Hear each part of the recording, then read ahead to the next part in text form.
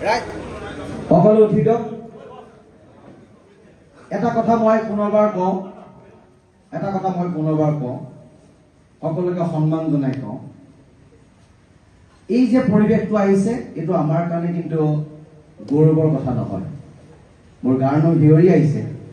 গোটেইকেইজন ব্যক্তিক খুব ওচৰৰ পৰা দেখিছো সদায় একেলগে আছো দাদা ভালনে বুলি মাত এষাৰ দিছো বিনোদা ক'ত আছে বুলি কওঁ দিল্লীত থাকিলো ফোন এটা কৰোঁ ববিতাৰ ঘৰলৈ যাওঁ সকলো আছে সকলো চিনাকি আমাৰ ওচৰৰ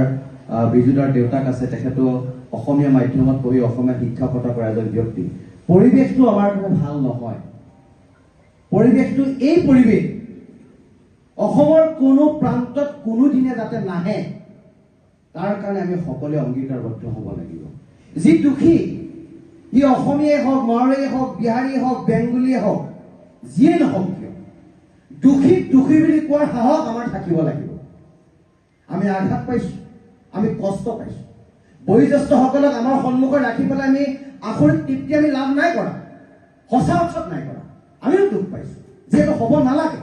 হোৱাটো অনুচিত কিন্তু পৰিস্থিতিৰ তাগিদা ৰাইজৰ উৎসাহ ৰাইজে কৈছে নহয় এইটো কাম কৰিব লাগে এই কামটো কৰিলেহে হ'ব মই পুনৰবাৰ কৈছো মই ভোলে বাবাৰ শ্ৰীচৰণে সেৱা কৰি কৈছো যে শিৱসাগৰে শান্তিৰ সম্প্ৰীতিৰ কথা কয় সমন্বয়ৰ কথা কয় সমন্বয় সম্প্ৰীতিৰ স্থলীত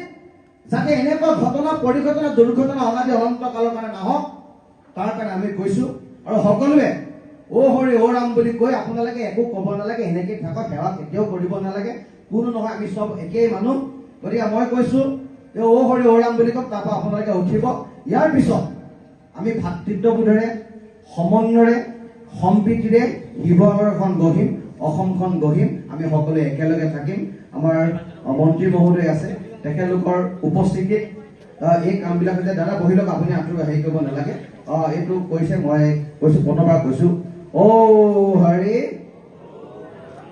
হ'ব আপোনালোক উঠক দাদা একো নাই আজিৰ পৰা শিৱসাগৰ ব্যৱসায়িক প্ৰতিষ্ঠানসমূহ খোলা থাকিব আৰু কোনো যাতে ইয়াৰ সুযোগ আৰু সুবিধা লৈ কোনো যাতে ব্যৱসায়িক গোষ্ঠীক পইচা পাতি ডিমাণ্ড নকৰে সেই কথা 30টা সংগঠনৰ নেতৃত্বই কিন্তু বিচাৰ বিশ্লেষণ কৰিব লাগে কোনোবা দুষ্কৃতিকাৰী মই আৰক্ষী অধীক্ষক মহোদয় আছে আয়ুক্ত মহোদয় আছে মই তেখেতলোকৰ বিনম্ৰতাৰে অনুৰোধ জনাম এই পৰিৱেশৰ যদি সুযোগ সুবিধা লৈ কোনোবা দুষ্কৃতিকাৰীয়ে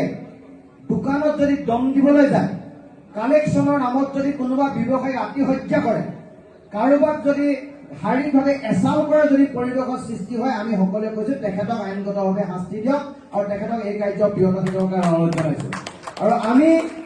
শিৱসাগৰৰ প্ৰতিজন নাগৰিকে